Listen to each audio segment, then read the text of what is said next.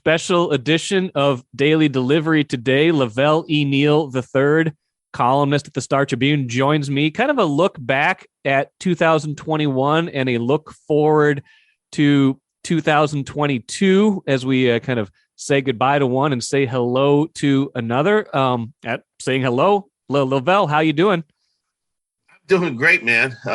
Thanks for having me on. Yeah, you bet. So I wrote a little something that'll show up, on Friday's Star Tribune, just kind of looking back at 2021. Velle, you're working on something kind of spinning forward to 2022, combining forces here just to, to talk about both of those things.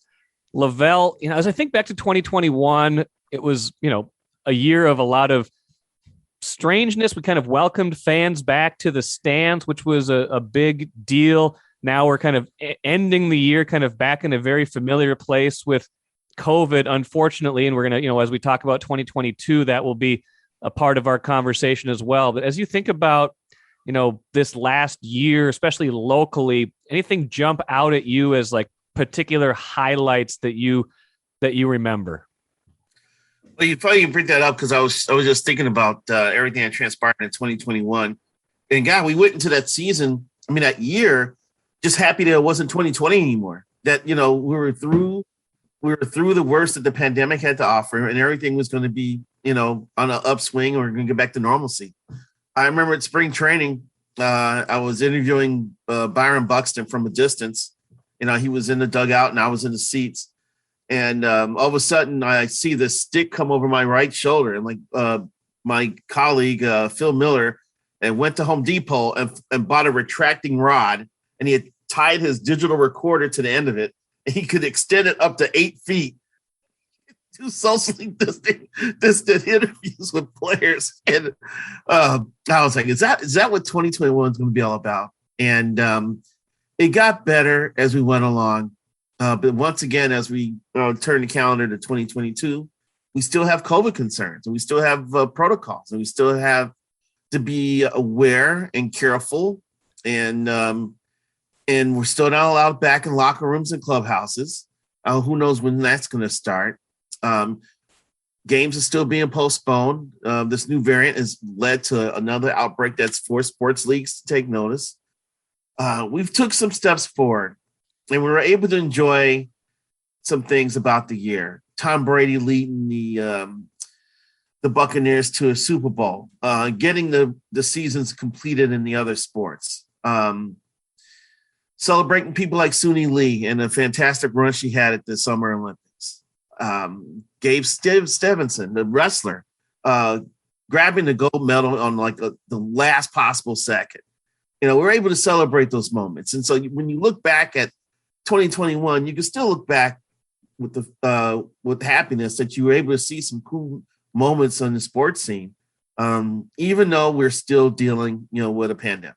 Yeah, I had Suni Lee and Gable Stevenson at the top of my list too, just as far as, moments from 2021. The Summer Olympics became so much about Minnesota. We're used to the Winter Olympics being a lot of Correct. Kind of where the local athletes shine, and maybe they will at these upcoming games here in 2022 as well. But Suni Lee, by the way, go read Rachel Blount's fantastic profile of her as our sports person of the year. That was a few days ago, but you should go and read that, because that was a fantastic piece, kind of talking about just her whole journey and what a year she had, obviously winning the gold medal for the U.S. gymnastics team. And Gable, you're right. It was just, it felt like that was in a year with some pretty cool Minnesota moments. That one stood out to me as, A1 right there. We just don't see moments like that, this international stage for local athletes. No, that's the stuff that screenplays are written about, what she accomplished. The superstar of all superstars, gets injured. Someone steps into the breach and feels it more than admirably. It was just great drama and great excitement with a lot of twists and turns and plots. Yes, I do think we will see a Suni Lee movie eventually here. She ends the year with an appearance on Dancing with the Stars. She did. That's right. I forgot about that. That was pretty cool. as I think back on other stories, I mean, I feel like at the top of the list for me, aside from, you're right, being able to complete those seasons, getting a lot of fans back in attendance and at least feeling a sense of normalcy for a while, on the playing surface, it felt like the story of the year to me, I guess, was twofold, but the biggest one to me was the emergence of Kirill Kaprizov with the Wild and just how he transformed that franchise all of a sudden, taking them from, a team that had been, consistently pretty good for the better part of the last decade, making the playoffs, but routinely losing early, to now a team that, even with some, struggles late in 2021, got off to a great start, was the best team in the league for a little while, made the postseason in 2021, got to game 7 of that playoff series. Just his presence in a market with a lot of emerging young players, he stands at the top for me. I think so. I think it's him. I think it's neck and neck with him and Edwards. And Justin Jefferson too. We can't forget Justin Jefferson. Well, I know all three of those guys made their own marks, and they all made runs to be considered, rookies of the year at their respective sports. And because Kaprizov did win that award, Ant got close. Jefferson got close, I think. Yeah, he came second to Justin Herbert. Yeah, exactly. Yeah, and Ant came in second to LaMelo Ball. Yes. Yeah. So it's a great run for young athletes. I'm excited to see 3 years from now where these guys are going to be at as they become established professionals. Will they be the gold standard at their positions in their respective leagues? And I wish we could throw a twin in there if we could, and maybe Joe Ryan, who came up during the season in the second half and pitched admirably, although he's got a distinctive style of pitching that kind of goes against today's game, which is to throw your 93-mile-an-hour fastball by people, but he seems to pull it off. But no, Kaprizov, he made the Wild better. He helped them make it to the postseason. And even he signed a contract, so he's going to be here for several years. He's got great hands. He's got goal scorer's hands, but he also can rack up assists. He didn't get off to a great goal scoring spree at the beginning of the year, but he sure in the heck racked a assist. So he's a complete player, and he's one of the reasons why the Wild ended up in 2021 in first place. Just because even though he's not scoring a lot, he can still impact the game with his skill set, and the future really looks bright. Because I did a column on him, which I talked to Pat Micheletti, and he said that any league that you're in, there's always a learning curve, and he's going through the learning curve and being in the NHL. So what he may look like a year or two from now could be scary, considering the way he started off his career last year with the Wild. Yeah, and I feel the same way about Edwards and even Justin Jefferson. Like we mentioned all those guys, and we shouldn't overlook too the Lynx, who had 2 consecutive rookies of the year with Crystal Dangerfield and Nafisa Collier. That was before last year, but yeah, they a lot of good young players, and the Wild specifically. Like I'm way more interested in them than I was 2-3 years ago when they were kind of in the latter stages of the Parisi Suter era. I've always been interested in the Wolves, but Anthony Edwards pushed that to another level just with his, on the court, the things he can do, and, off the court, he's just got this personality that draws you to him. This may be a weird analogy here, but both for the Wild and the Wolves, it was like a clogged toilet finally becoming unclogged because of these 2 kids. Because now you're seeing everything work more fluidly and more effectively on both squads. Chris Finch looks like he knows what he's doing as a head coach, and he's got the Wolves and Edwards, playing both side ends of the floor. D'Angelo Russell's actually playing defense at times. Cat's playing as well, and they're winning games despite having a deficiency, which is size up front, which they should be addressing here before the deadline. And the Wild, it's like everybody has surged. I mean, Ryan Hartman, his goal scoring touch is ridiculous. Marcus Foligno's the spiritual force in that team. He scores goals and he punches people out. I mean, it's a great combination to have on a team. They got solid goaltending. Zuccarello is a very, very talented player. The only guy who hasn't performed up to snuff is Fiala. But if that's the only player you can look at and say, he hasn't stepped it up yet. That's a good reflection of your team here. So it's going to be fun watching both those teams get after it in 2022. Shameless plug here too. A lot of the people we just mentioned have been guests on Daily Delivery, and there's no crime in going back and listening to all of your favorite episodes from 2021. Justin Jefferson was on a while back. Anthony Edwards was on a while back. Marcus Foligno was on a while back. Ryan Hartman not too long ago. Chris Finch was on a couple times. So we've had a lot of those guys, and Lindsey Whalen was on a couple times. So if you missed any of the 240 episodes we did of Daily Delivery since it launched in February, you counted them all? What's that? You counted them all up? Well, I have to put an episode number on every one that I do, so I'm counting along the way, and I believe the one we are doing right now is episode 240. So we finished the year with 240 after about 11 months. So it is a labor of love. If you guys want to go back and listen to any of those, there's nothing in the law that says you can't go back and listen to a podcast, even if it's a few months old. So, right. Kind of chugging through the rest of the 2021 highlights. Got to say the start of this season, and this is pretty recent for Gophers men's basketball, has been a story that totally caught me off guard and has captured my attention. Just what Ben Johnson has done early on, at least, with a really good start, with some good wins over some quality opponents, has surprised me as much as any team has surprised me in this market. And I know it's early. We're going to, maybe we'll get to a little bit more of them in the 2022 segment, but they've surprised me as much as anyone has surprised me in a long time here. Well, Ben's been able to get those guys to play as a unit, and he's gotten them to just be fundamentally sound and bust their butts and compete, and it's working. And we all thought they were going to be by far the worst team in the Big Ten this year. Yeah, we're going to be one of the poorer teams in the NCAA. To be honest with you, this year, but they've been far from that. They defend, they rebound. They play to their strengths. They avoid having their limitations exposed. And they have not looked overmatched very much.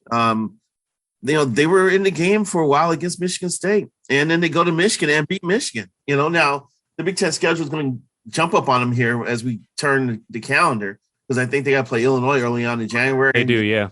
Lots they got to run into, and we'll see how they fare then.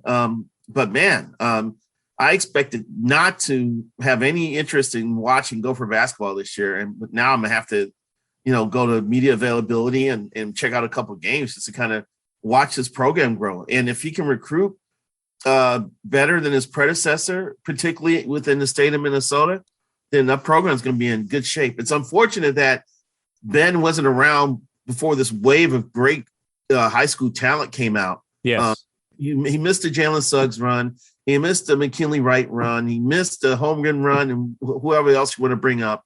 But hopefully he'll be well positioned the next time that the state of Minnesota has a run of blue chip prospects like they did within the last 5-6 years.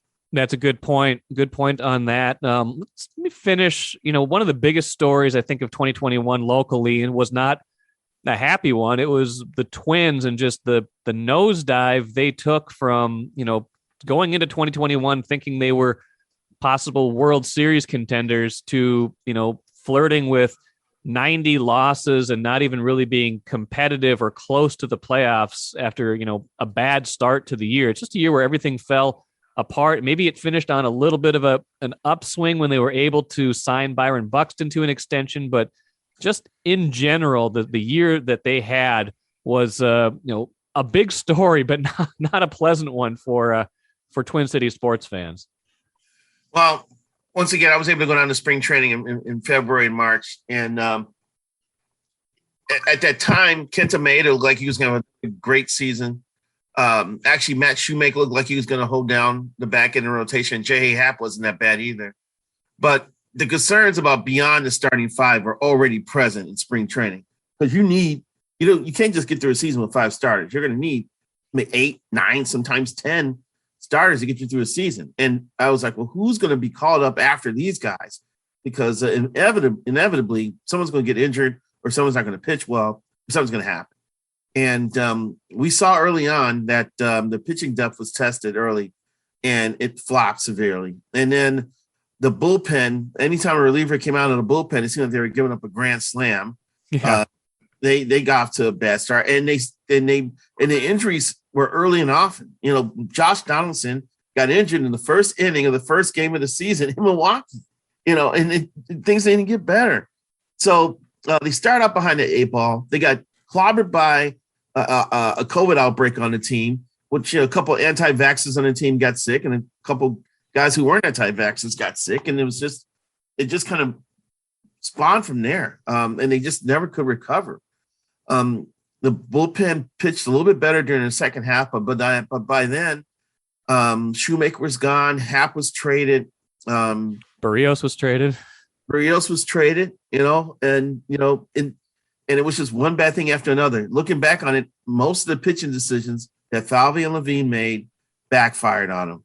And I know I was told that they spent, looking back at last season, trying to figure out, do they need to do things differently, or was it like playing blackjack and you just got to run a bad cards and you just got to stick with your plan?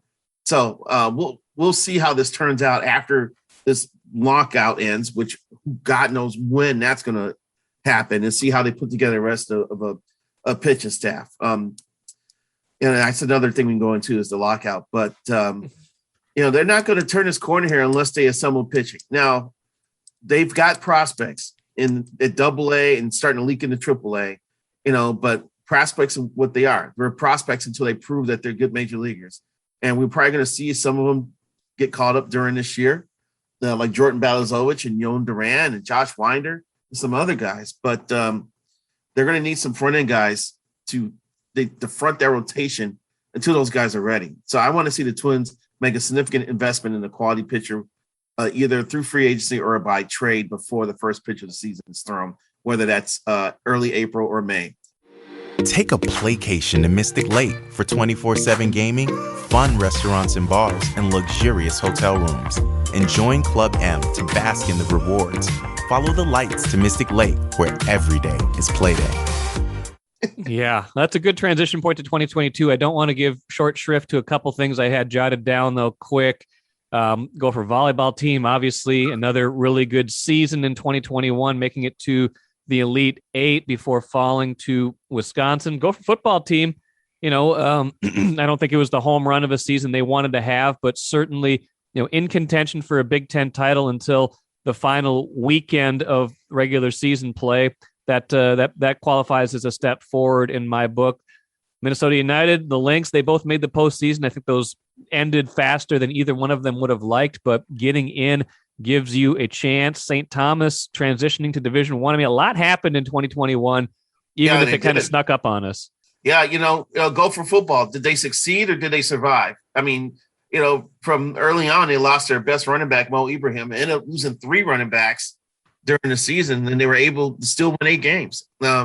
They left some meat on the bone because they lost at home to Illinois and lost at home to Bowling Green, and they did make a bowl game. They got a bunch of guys coming back, and things are looking up for that program. Hugh McCutcheon just got an extension at the University. Yes, he did.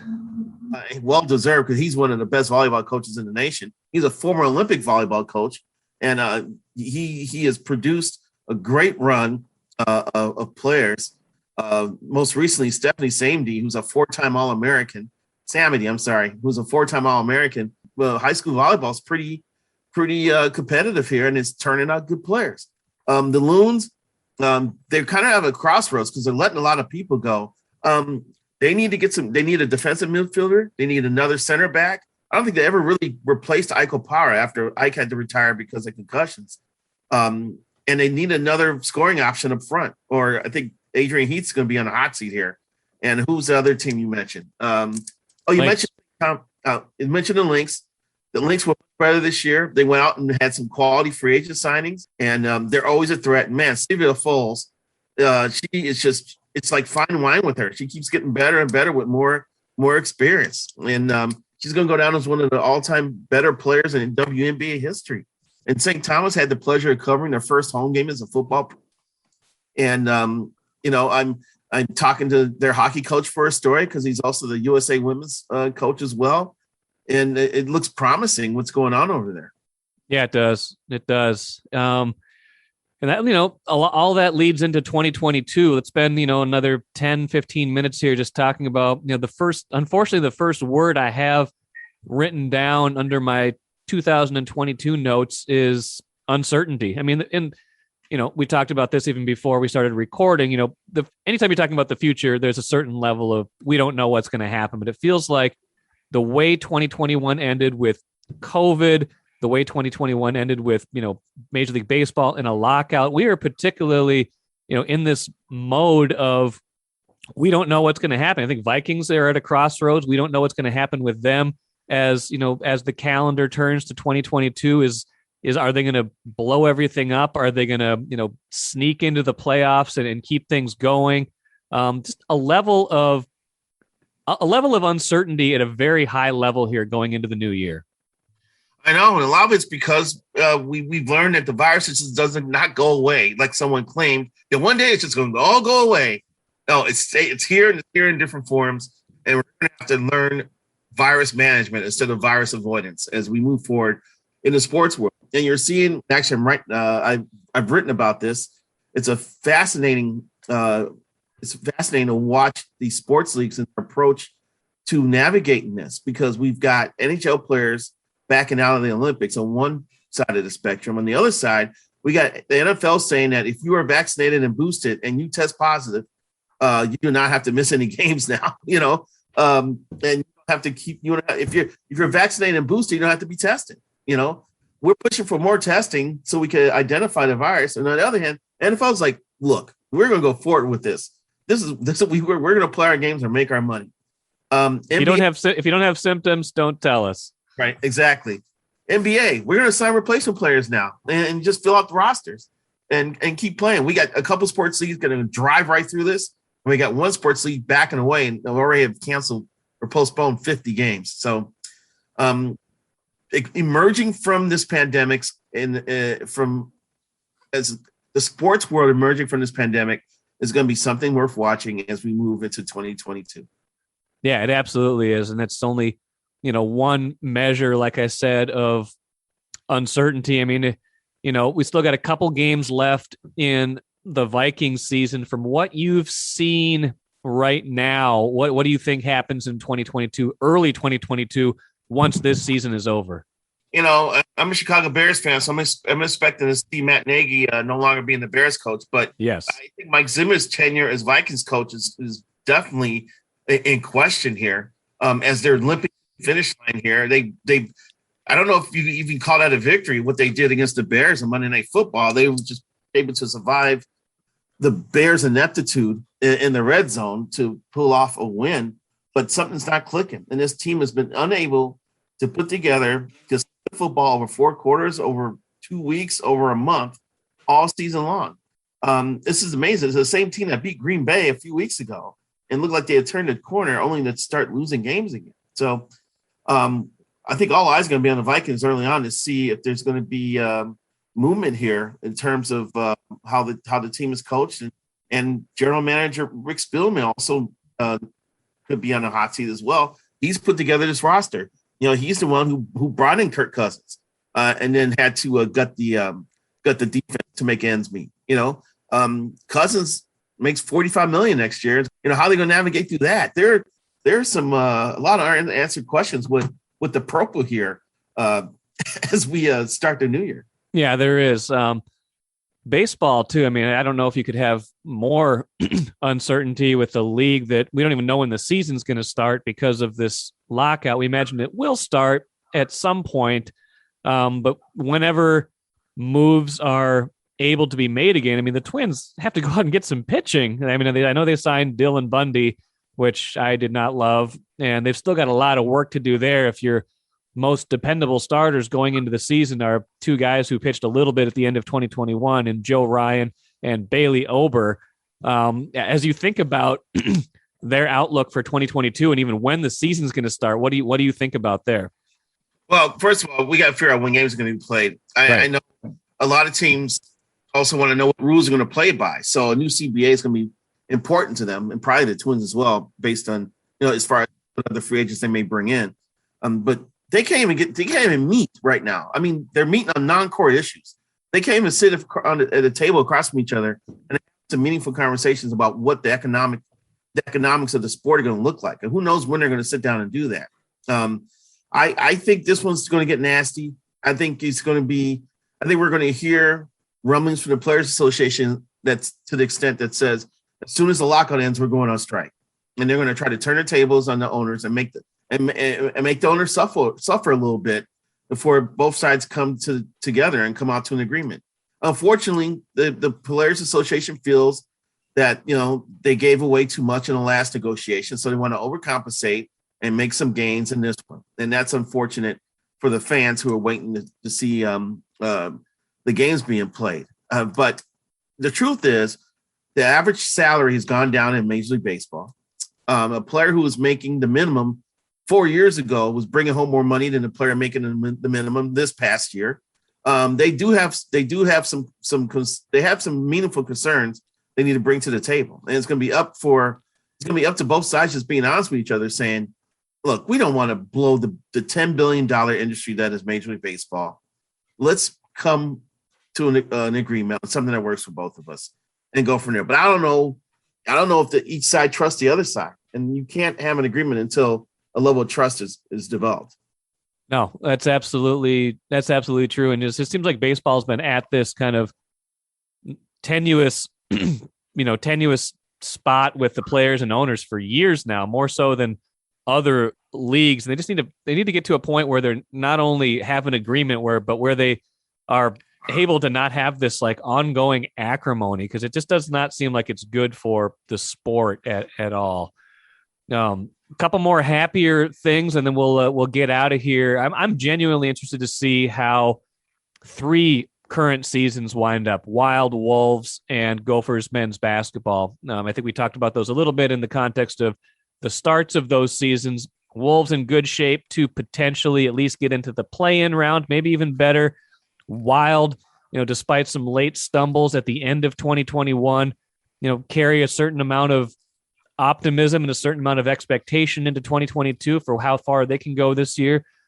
And the Gophers men's basketball team, Marcus Fuller wrote about it a couple weeks ago.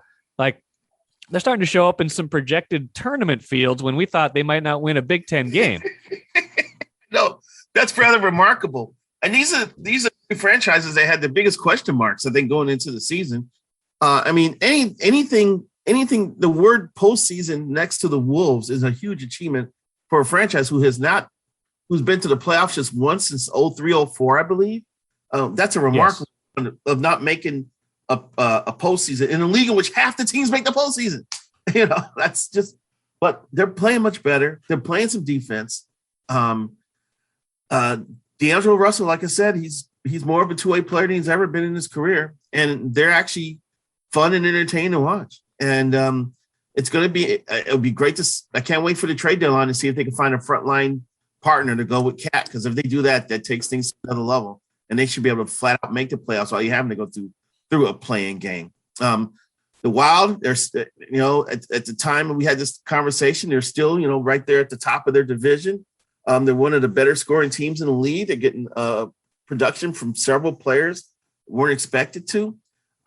They won despite some injuries, although I think the losing streak toward the end of the year was because Spurgeon got injured and Greenway got injured, and Eck, Harrison Eck, his health is going to be a major concern, because it looked like he did something to his shoulder there against Dallas, and he may miss a few weeks. And he's one of those glue guys on that team. I mean, he could score, but he irritates. He's like AJ Brzezinski. You want him on your side instead of playing against him, because he irritates everybody. And that helps the Wild. But they're a fun team to watch. They've had a bunch of exciting games, so they've fallen behind and come back to win. And some games in which they've exploded scoring wise and just blown people off the rink. And it's gonna be a lot of fun to watch them next year. And what was the third team you mentioned? Gopher basketball. Men's basketball. Yeah, can Ben Johnson continue this? He's got some shooters. He's got some guys who can D. He's got some rebounding. If he can navigate the Big Ten waters, this is gonna be one. He'll get votes for Big Ten Coach of the Year, even if the Gophers finish halfway in the pack. I would imagine. Yeah, everybody thought they're going to be the caboose of the Big Ten train this year, and they're proven to be more than that. Let's finish with this. Some interesting outdoor activities coming to Minnesota soon, including a World Cup qualifier in the dead of winter at Allianz. Lavelle, are you going to go to that? I know you're a big soccer guy. If I would be in town at the time, I would. But as of this recording, we're still going to Beijing for the Olympics. And so I will be leaving for China on January 31st, thinking about this game and thinking about what's it going to be like for Honduras to play and what could be the teens. It could be colder. It could be even colder than that. Yeah, it could be colder than that. I mean, it could be blizzard-like conditions. It could be near zero. It could be 35 degrees. I understand U.S. soccer. They've done this many times in the past. There was a snowstorm in Denver one year when they played Costa Rica. They always bring Mexico as far as north as possible for these qualifiers. But my goodness, you're really playing with fire, or maybe playing with ice. And bringing a qualifier to Minnesota in February. It's gonna be a phenomenon. But the funny part is, I'm talking to a lot of people who are going. I have a bet. I have a friend who's from Honduras, and we have a bet on the game. And so he's going to go there. He says, that's the only time I can see Honduras play a person, so he's going. So it's going to be a scene, quite a scene. And I hope it snows. I hope it does too. And I hope for everybody's sake that 2022, for as many good things happened in 2021, I hope 2022 is even better as we kind of maybe hopefully kind of figure out how we're going to emerge from all this. Lavelle, happy 2022. Thanks for joining me on this special edition of Daily Delivery, and we'll catch up with you soon. All right. Okay. Thanks a lot for having me.